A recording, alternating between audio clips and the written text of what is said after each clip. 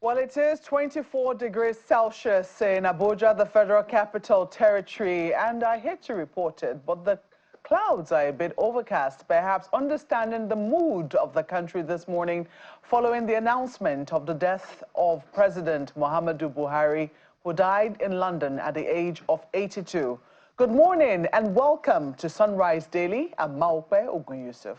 And I'm Ayo. Makinde, good morning and welcome. Well, you know, Mark, so many things happened over the weekend, and some are celebratory, some are not so celebratory.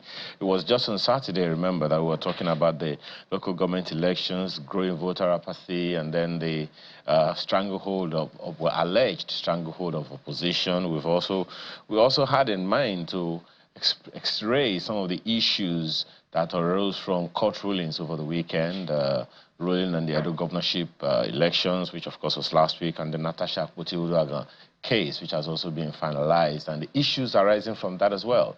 And then this big one that you just talked about seems to, of course, naturally take the cake. You're right on the money. You know, that saying, man proposes, God disposes, could not have been truer with the announcement of the death of the former president, the immediate past president, Muhammadu Buhari, by his spokesperson, Garba Shehu.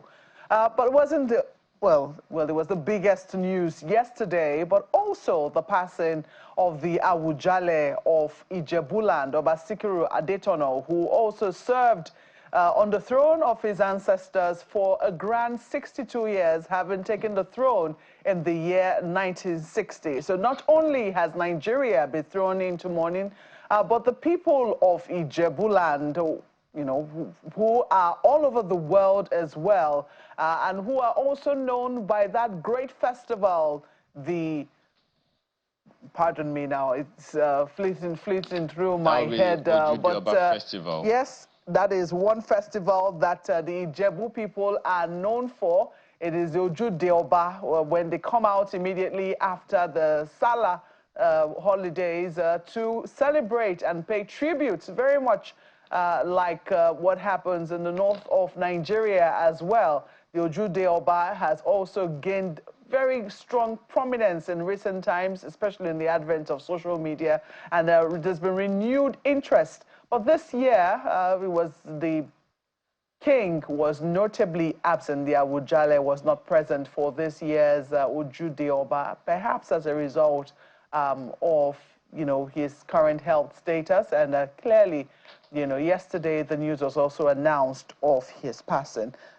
These are the stories that we'll be tracking for you today, but certainly the biggest of them all, of course, is the president of Muhammadu Buhari, whose life and times is currently in reflection. And we're not doing that alone by ourselves this morning. We have with us in our studios Professor Khalifa Dikwa, who is a social commentator, a public affairs analyst, and a renowned expert in international relations. Professor Dikwa, it's good to have you in our studios this morning. Thank you so much for joining us. Thank you. Good morning, everyone. Well, how did this news come to you? Because it would seem that it just came out of the blues, but clearly those who, you know, might have known the president, do you think that they had seen this coming? No, because it was supposed to be a routine checkup. From time to time, he goes to London and so on. But this time, as we heard, it was about a clinic beside London, no longer the old one, the old place where officially he was taken there. But like that is how God takes away life, and nobody expected him to that, because he was actually much stronger than before he became president. After he was sick, he fell sick. Eventually, he became stronger, much stronger, perhaps even stronger than us who are below, who are younger than him. Yeah. So, but that is how life it is. We better do anything, an opportunity you find. Even if it is just 1 week, do the best for you. Don't postpone what you can do today for people to enjoy. Indeed. And don't listen to outsiders outside Nigeria, who that we will talk about them much later. Indeed. Well, the president did live a very fulfilled life, one might argue, pursuing his dreams, his ambition without any reservation, attempting to become Nigeria's president a record 3 times and only clinching it the 4th time, a time when people would have thought that he would have given up. But clearly, he did leave a lesson for us in resilience, didn't he? Actually, we had a lot of change, Aluta, we call it Aluta, since he joined politics in 2003. So we had a real challenge in that there were some foot soldiers who used to even harass us. Some of us lost our job, including brigadier generals, colonels in the police, and so on. Even academics who are supposed to be free academically to talk were also victimized because we were out to change Nigeria. We had the plan for six months. We had the paper, the written paper for us who are actually the field soldiers. We wanted to change Nigeria within 6 months. With an example that if at all a major of sugar was selling for 100 naira, we wanted it to be 50 naira. But if people are hungry and they don't have even 50 naira, just write their name and give it to them for a period of 3 to 6 months. That was our original plan. But hold it, as soon as we got victory, the others, the gate crashers, left most of us at the gate, and they went in order to embrace those who fought us, and even include those who were never part of the struggle for all these years. That was in 2015, you mean? Exactly. So, yes, people had great expectations of the president. And I think it was anything that he was acutely aware of. Yes, we have the plan. It was the expectations that Nigerians had of him and his presidency, the weight of what he had to deliver as president. But, there will be a lot of, questions, and there will be a lot of, mixed reactions as to how President Muhammadu Buhari managed his time in office, how he performed on the ballot, what he promised versus what he eventually delivered. We know that when he came in 2015, he was big on the economy. Well, he did mention killing corruption, security, and the economy. Let me put it in that order. Yes. Security, corruption, and the economy. On the aspect of security, how would you assess how he fared as president, especially in his, his coming as a democratically elected leader? Yes, he said, I'm no longer military, so you shouldn't expect me to be there. Military, give orders and it is done. Under democracy, actually, there are so many things that were brought in by infiltration under the what we call it, the imported type of democracy that had removed even the traditional values and traditional institutions, where the ward head has nothing to say. Somebody, a councillor, is much stronger than even the district head and so on. These were things that were brought in order to weaken the security system. They were the real intelligence people. It was removed, and that was part of the plan that had been there along with DR Congo. And prior to the insurgency, that I was the first to have said it, that the plan had been there in the cooler, and Nigeria, they are waiting for the right people as in the government in order to implement it the way DR Congo, Kinshasa, is still fighting insurgencies with more than 100 or so armed groups because of the resources, not because of politics or anything that has to do. So eventually this thing happened. I said this one when I came back from studies abroad. I stumbled on the documents, we call them classified documents, then by my teacher abroad, who was actually more African than most of us. So that this is the plan for Nigeria. Make sure you don't take this kind of people to allow them to be your leaders, to allow them to be your governors, particularly if you are from the north. Now that you are from the northeast, and the other one is the northwest, in the middle, and so on. So if you get somebody who's perhaps who's not courageous, who's not brave, who has some personal interest to protect, then you are in trouble. So that was the advice given to me by my teacher back in 1984. That is 41 years. Wow. 41 years. The president clearly did not have any interest to protect, did he? in his time as president? He had no, it was, sometimes I was even thinking that, are you sure he is not bewitched? The way he was taking things easy, urgent issues were taken just up to the extent he was called Baba Go Slow. So it was and abnormal. And he was aware of the epithet. Yes. We had a plan. The plan written there is different from the manifesto that others, the likes of Ademoli and so on, were doing differently. But the academic side and intelligence side were different. Our own has been there, written. But all these things perhaps went to the shelf and still gathering dust. It was unfortunate that the real soldiers, foot soldiers, were not taken along. And I'm not the only one. Most, 90% of the foot soldiers from abroad, from within, and so on, were left where they were. So some had to even dispose their little asset in order to purchase certain things like handset to distribute in order to coordinate the elections and so on. Those resources went. We had sleepless nights, sleepless nights writing and talking in Borno, in Kaduna, and so on. We had the instance where we thought, if we don't change this system that has already surrendered to outsiders, we are all in soup, because no part of Nigeria will be okay. Therefore, we had to fight it within a short time. Even if they're going to apply certain sanctions, we have to be ready for that sanction, because they are likely to lie against us the way they lied against Abacha. Eventually, about the, what do you call it, Abacha loot and so on, big lies, deceit, the concoction. It was that money was deposited in the name of federal government, and nobody else could have done it. And it was the likes of ministers and Hamza al-Mustafa who went to open. He had never traveled out, Abacha never traveled out. And those monies were there because on the advice of Gaddafi himself, who came to Kano to advise him, because he said, I'm also in this storm. And you better find something to execute in Liberia and so on.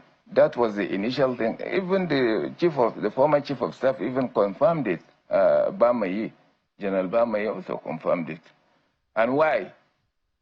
As soon as somebody came, they said, revoked the agreements with countries that are not in the West. The agreements to pay them with crude in the long run, and then to have modern what we call it, railways across Nigeria, fix electricity within 6 months. If it is not possible, get big, huge generators in order to help people enjoy before the fixing is done. Basic, beautiful things for Nigeria on that basis. But all this went, some people in the government revoked it officially in the name of government, and then took it away to America and UK. And that is, the rest is history. How can you say these things personally stole money? And that is done in the name of Nigeria. Prof, so... He is dead, just like Buhari is dead. Some of the things will eventually come out.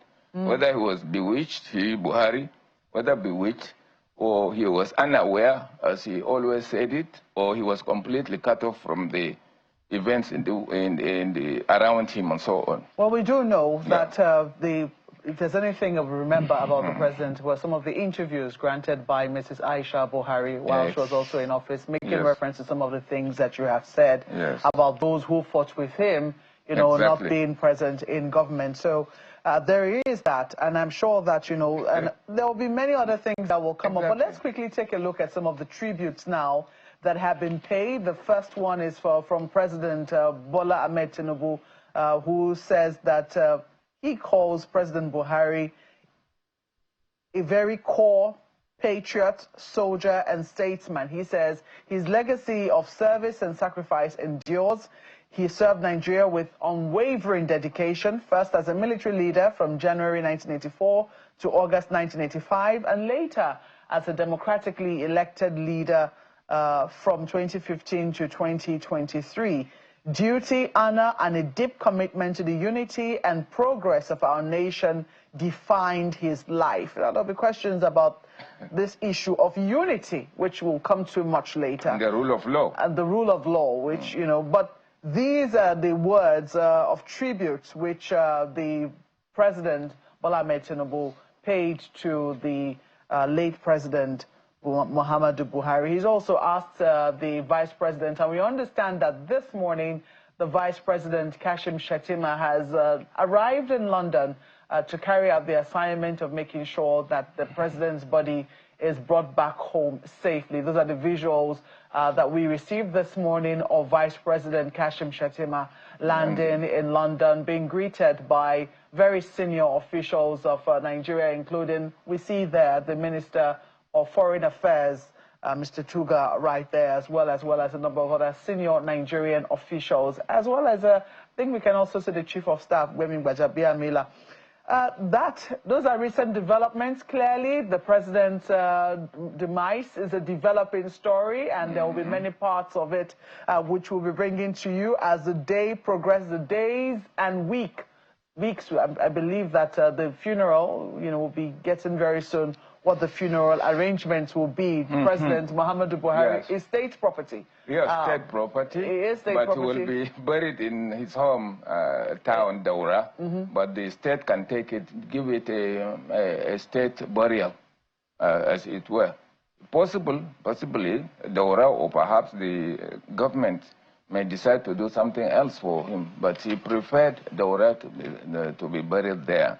And secondly, we can see this, our people in black. This is, normally we'd never criticize the dead, normally. But he was a government, he was an authority in the entire continent. There were certain things that were done in his name.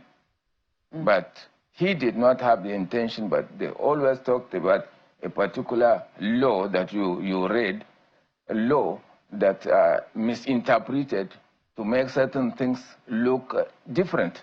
We had so many instances during Buhari's 8 years. Hardly did we had instances of arresting people, or perhaps even insinuating or doing certain things in the name of politics. He allowed people to say what they, and he hardly responded. But today we had certain people, also call them, sometimes I call them greenhorns, because they still don't believe that we are in a democracy. They create problems for X, Y, Z, and so on. But democracy doesn't grow without a criticism from outside, not necessarily the opposition. Well, and when you have come to serve, you should accept the criticism, follow the criticism. If they were ideal, you go and correct them. That is how it is done, but not to shut everybody out as if you are an emperor. Some of the governors are emperors, actually. I call them emperors for 8 years, because they hardly forgive, they hardly tolerate, and so on. Well, we'll talk about the president's democratic credentials as we progress in this program, but let me quickly take this tribute from Professor Yemi Osinbajo, who served as his vice president and also had, well, I said, the privilege to act as president while the president was ill, you know, in his tenure abroad. Yeah, so President Professor Yemi Osinbajo says Nigeria has lost a true patriot, a man whose life was marked by unyielding devotion to the nation he loved. President Buhari's legacy will endure as a testament to the nobility of public service, defined by honesty, discipline, and an unwavering commitment to the public good. These are the words of Professor Yemi Osinbajo, who served as his vice president. And also we have this from the president whom President Muhammadu Buhari defeated as incumbent. President Goodluck Jonathan has also paid tribute to the passing of President Muhammadu Buhari. He says, it's with a heavy heart and profound sense of national loss that I received the news of the passing of former President Muhammadu Buhari, who died at the age of 82. He also says President Buhari was a notable leader, patriot, that word again, an elder statesman who served our beloved nation as both a military head of state and president to the best of his abilities. He says he'll be remembered as a courageous leader, a disciplined officer, and a committed public servant who made considerable contributions towards the peace and progress of our dear nation. Well, these are not the only presidents who have been speaking. President Olusegun Obasanjo also granted a little interview expressing his own tribute on video to the passing of late Muhammadu Buhari. So you can hear what he had to say.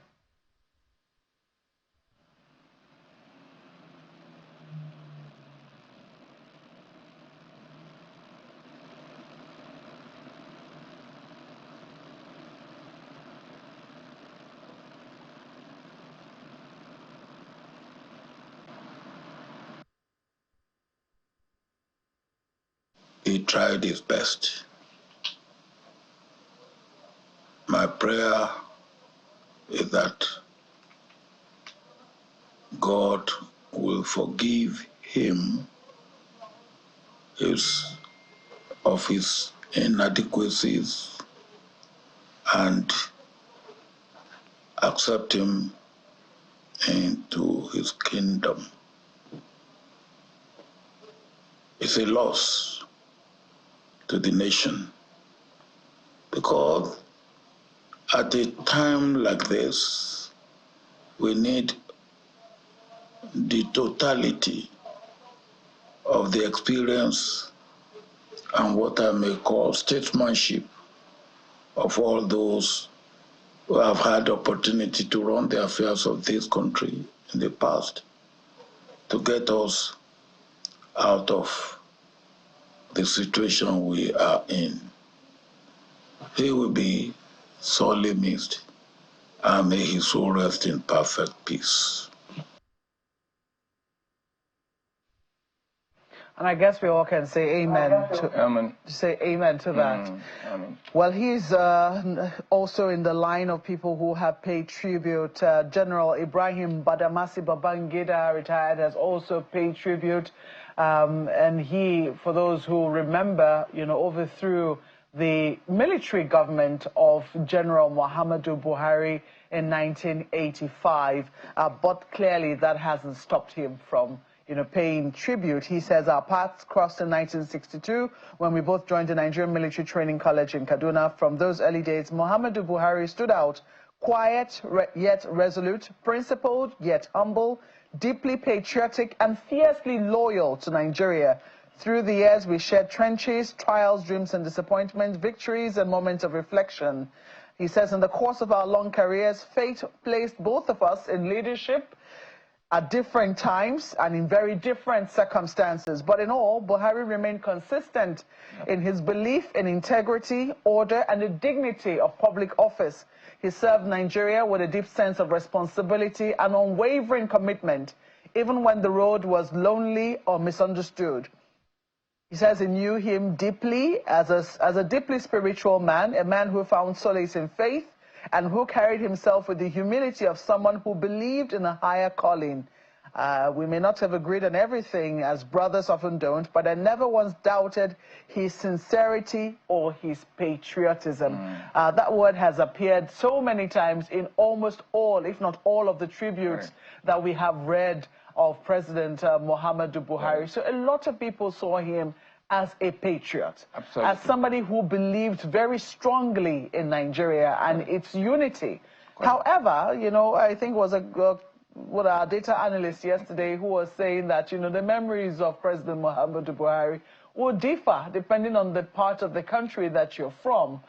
For those from the southeast of Nigeria, for instance, where there were agitations for separation, etc., how do you think that they would remember the president at this time? Listen, Malcolm, I will tell you that those who are talking about separation are just playing games. If today, for instance, the other parts of the north, of Nigeria say, please give it to them, it won't happen. They will not come because they are all over the nation. Yes, indeed. They are all over the nation. They have assets, unlike what others don't have at home, they don't give it to them. No, they get it from others. The point, Lagos, North, everywhere. No, the point I'm making, Prof, is that some people say that these agitations are just a cry for inclusion. That's what a lot of people have said. They are not different from Boko Haram. The sources in terms of funding from outside. You know, Biafra itself, the name Biafra itself is a combination of Bia in Igbo. These are my people. I did my NYC there until even the coup was in 1985. August, I was in my NYC there. I still have people who are deeply patriotic and nationalistic in Nigeria, and they wanted to remain unity. The more we are, the better we have in terms of resources, both human and so the point I'm trying to... It is a game. The question I'm asking is, do you think that President Muhammadu Buhari handled that part of his legacy well? There are always devil advocates within the system. Always within the corridors who will do the wrong thing.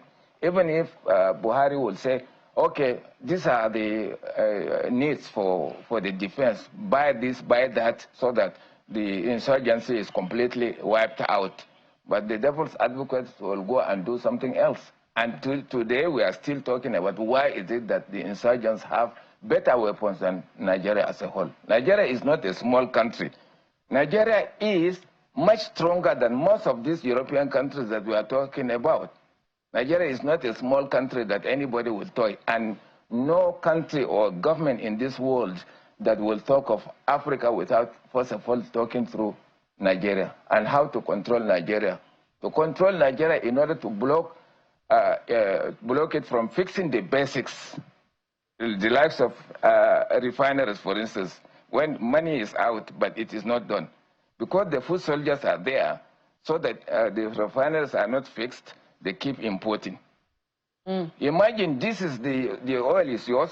It's a right for Nigerians to have subsidy. And those people outside are telling all these foreign institutions are saying, but borrow more, and they will tell you the opposite of what they do at home. They subsidize energy, they subsidize fuel for their people up to 80–90%. Why are they telling Africans the opposite? Nigeria is the #1 in terms of oil. Angola, the same thing. Angola doesn't have functional refineries just like Nigeria. The game is there. So the same thing with electricity. If we have the two going easy for manufacturers in terms of energy, Nigeria will do magic. And that Nigerians who are abroad now doing it for other countries will eventually come back home. That is what they don't want. Professor Dikwa, clearly, you know, when we talk about Muhammad They call Buhari, it conspiracy theory, but it is real, Maupe, that Nigeria is a big country. It's not a joke. It is only the brave. If you want to rule Nigeria, you must be brave. I'm going to ask courageous. you, how would you remember how, I mean, I know that you knew him personally as a friend. You talked about your battles together before he, you know, entered and became president eventually. How would you remember President Muhammadu Buhari? I still remember that he had good intention for the country.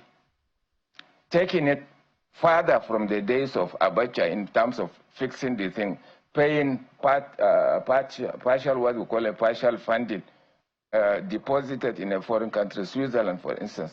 And then eventually, with his death, that people are still asking questions, all the things were filibustered, completely torpedoed in order to block Nigeria from getting the basics. And therefore, as Nigerian, to be a leader, first of all, you should be surrounded by patriotic people, nationalistic, who know the international politics, how to not allow Nigeria to fix the basic. As a leader, if Nigeria fixes its basic, Nigeria will lead other African countries to also free themselves from the colonial hands that are still, particularly those French speaking. From time to time, they invite me to go and give them lectures in France. But I tell them the truth that those countries under France are still not, they are not independent yet, because the resources are all in France. They only give them 15%. If it is not enough, they go and borrow their own money. So clearly, as President Obasanjo said, I mean, he has passed at a time when all hands need to be on deck, so that, you know, whoever, as the president, Tinubu is in power as we speak, you know, he shouldn't be making the mistakes. Not necessarily so. We have Nigerians, brainy Nigerians, young and old, who can do the thing. Just get a cabinet of who is who are likely to be much smarter than you or more patriotic than you. Whether you are in office or sick or anywhere, things will work.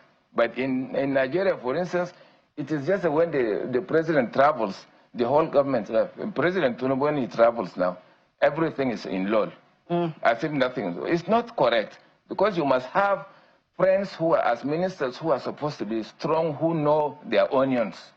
But some of them are lobbied for from outside in order to keep derailing Nigeria, to delaying things from happening. And therefore, eventually, personally, I think the younger ones are doing it now. They know the games, because thanks to social media that connects us to Americans, to Chinese, to everybody we are talking. Some of the white people are even more patriotic in terms of saying, as long as Africa, particularly Nigeria as the first country, is not fixed, is not allowed to be in peace, so we will continue to have migrants.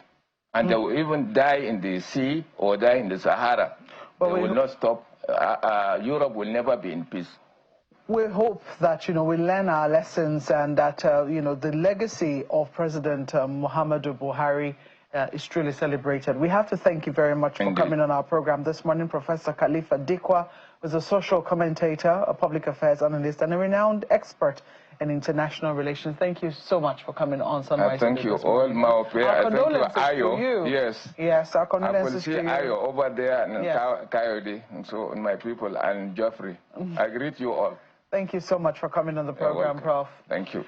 We'll take a break at this time. When we come back, we'll be taking another perspective on the life and times of President Muhammadu Buhari. Please stay with us.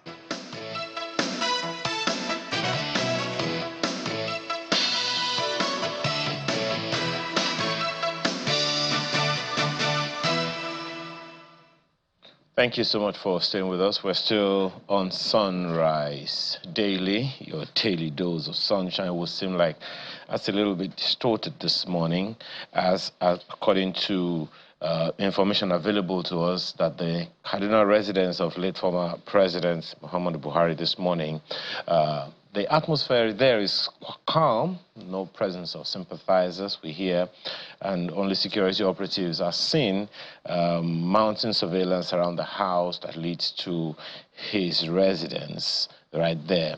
Don't forget that the former president had moved from Daura to Kaduna just about 2 years after he left office. And the late former president had moved to Kaduna from Daura on February 27, almost 2 years, 27 this year, almost 2 years after leaving office. It was from there that he went to London for medical treatment, and we heard from our previous guest that it wasn't really supposed to be a big deal. But these are visuals from Kaduna around his residence at this time.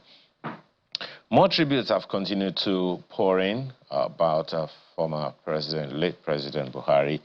This one is from Mr. Babatunde Raji Fashola, who's a former governor of Lagos State and one of the ministers that worked quite well under the President Buhari government. He worked as Minister of Works, Housing, and this is part of what he said, is that the former president had a deep yearning for a society governed by rules, not by impulse. This found early expression in his War Against Indiscipline campaign, a campaign often misread as rigid, but rooted in a desire to rebuild a citizenry of order, courtesy, and civic responsibility. He goes on to say that he felt privileged to have served in his cabinet, first in the Consolidated Ministry of Power, Works and Housing, and later in the restructured Ministry of Works and Housing. President Buhari was not a man to micromanage. Instead, he gave you the space and the trust to deliver.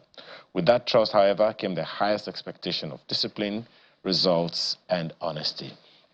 He concludes by saying, adieu, may Gaskia, as you were fondly referred to, Nigeria salutes you. That's a tribute from Mr. Babatunde Raji Fashola, former Minister of Works, Housing and Power in Nigeria under the government of President Muhammadu Buhari. Right now, we have another conversation with Farouk Aliyu, who is one of the allies of late President Buhari and a former minority leader, House of Representatives. He joins us from Jigawa State. Thank you so much for joining us this morning, Mr. Aliyu. Good morning, Nigeria. Yeah. Well, this must hit quite low, Mr. Aliyu. The whole nation is mourning, and it can only be left in the realm of imagination how it must hit those of you who really worked closely with him and related with him. Yeah, that's true. That's true. You know, this kind of thing comes normally with shock, grief, you know, but then as people of faith, like all Muslims know, it's in the books that every soul must test death, and that from God we came and unto him we shall return. So it's part of life that the day, you know, there are two times, that one, the day you are delivered, and the next day, the day you die.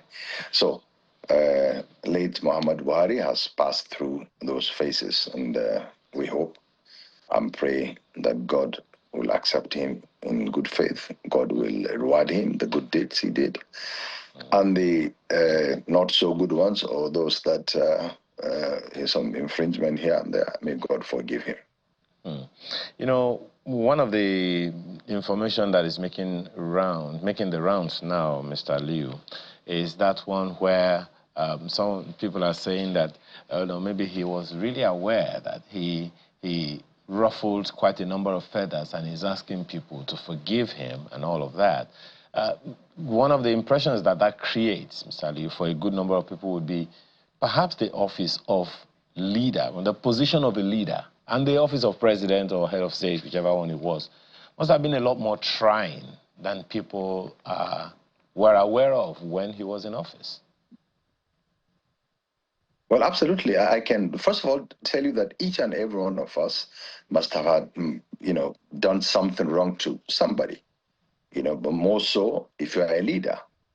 And also, I can confirm and confess to you that truly, you know, when politicians are campaigning, there are certain things that you assume, certain things you don't know, certain things that you thought were not done right. And when you get there, by the time the facts stare you at the face, then you will start realizing that, well, probably the person before you wasn't extremely all along wrong.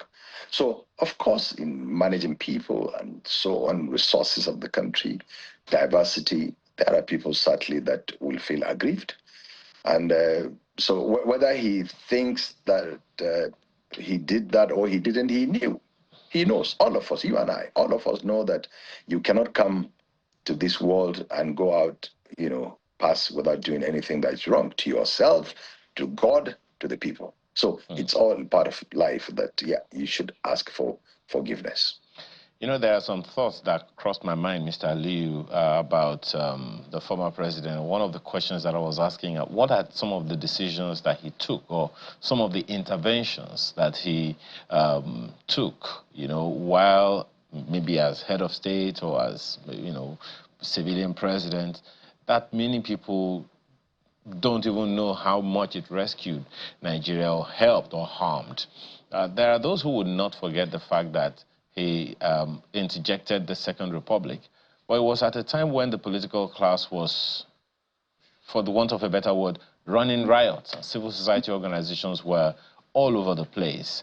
And it was about that time that he came up with what Mr. Babatunde Fashola also referenced, which is the War Against Indiscipline initiative of his government of the day. There are quite a number of things that must have been done, which are usually misrepresented or misunderstood. Is there a lesson there for leadership? Yeah, let me give you a classical example. You know, you remember back in the days when he was a military ruler, that's the days of war against indiscipline. There were 3 persons that were executed, Bayo Ojulope, Bartholomew Owo, and one other person, I can't remember the name. They were executed for drugs, and I think 1 or 2 of them were executed, you know, with a retroactive law, you know, which they committed the offense before they, you know, decree was promulgated. I remember very well, I asked him that. You know, he said that, yes, that he was in Ilorin on a visit when they brought the death warrant. But God knows his intention was to cleansing Nigeria of drugs at that time.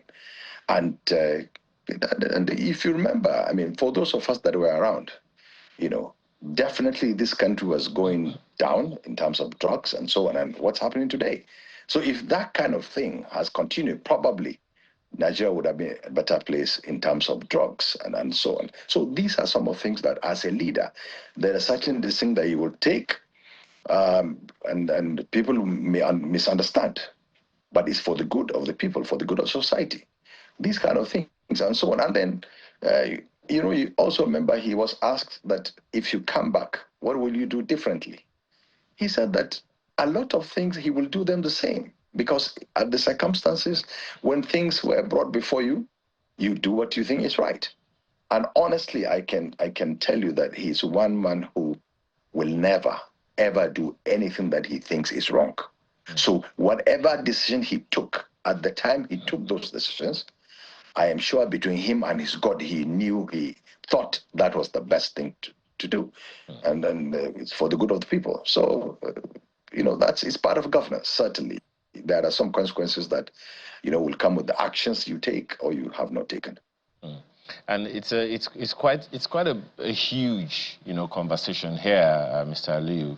Now, but can you reference any lesson in his life for politicians in particular? Because of course he died as a politician himself, and knowing what you know and all of the, you know, grand swell towards another election now, what would be for you some of the iconic lessons that everyone should draw from the life and times of Muhammadu Buhari, be it as a statesman or as a politician? Yeah, you see, part of the things that we learned from him, which I think politicians should continue to do, if you believe in your God and in your people, you know, persevere, be patient, you know, be dogged. Because I remember in 2003, I started with him from day one. In 2003, 2007, 2011, there was no state we did not go to. In fact, 95% of where we visited, we drove. We went by road, crisscrossed this country, you know, and all it was in belief that, look, if you want to govern people, you should get to them, you should visit them. So politicians should learn that, look, if you believe in something, you know, go for it. If you definitely think what you're going to do is for the good of your people, and ultimately it's God Almighty, you should go ahead and do it. So perseverance, doggedness, persistence, and patience. So politicians should try to be patient with one another, with the country, with the system, and try to make good of it, and try to make it good as well. So these are things that we have learned from him. You know, no matter how bad the situation is, don't give up. Even if you feel like giving up, try to rise up again.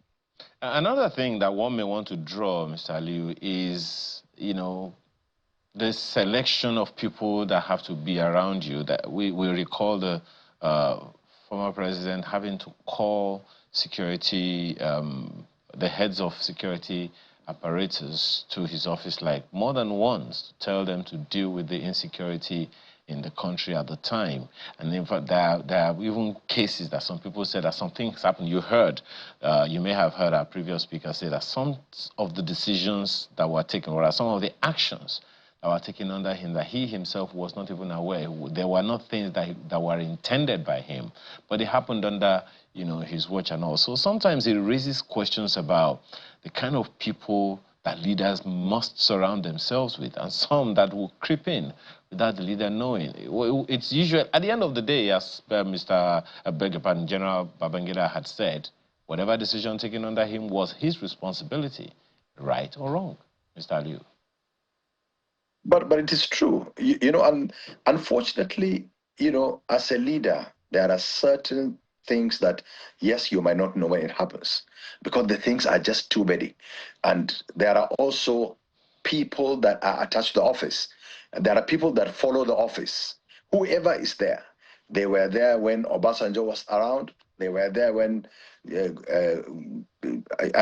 Goodluck, Jonathan, you know, all of them. So, and now they're also there when Tinubu is around. So these are things that you cannot do away with the office, unfortunately, and it happens all over the world, you know. But then if you have the good intention, these are the infractions that people should also look and forgive our leaders, you know, when they do things unintentionally. Like as human beings, you are not infallible. And then as human beings, you could do something by mistake. But I don't think there's any leader whatsoever that will do anything deliberate to hurt his people. No leader will do that, certainly. So, yeah, but then at the same time, just like what you said, IBB said, whatever happens, the buck stops on your table. So you bear the consequences and the responsibilities. So, I mean, this is also a lesson to us. We should understand that, look, we should not aspire to become leaders if we're not able to deal with these consequences. Because, yeah, of course, you will ask for forgiveness and so on. There are still some that will not forgive you, unfortunately. But in our own religion, if you forgive, God will also give you reward and forgive you for somebody else's sin. So, but then there are, of course, so many people that were hurt, you know, when Buhari was around. Yeah, but you cannot govern and say that everybody, whatever you do, everybody agrees with what you've done. But then God works with intention. What's on your mind? So at the time you're taking a decision, were you doing it for the good of the people? God knows. If you're doing it for personal interest, God knows also. So I think people should think before you go into leadership. Are you willing to live with this kind of thing? Because you could even be alive, leave office, then things will start coming back to you. I should have done this way, I should have done that way, and so on and so forth. So people should think that, look, ultimately there is death. And when you die, when one dies, it is just between you and your God Almighty. So we that are in position of leadership, or we want to be leaders, we should be careful that there will be an end to all these things. Death is inevitable.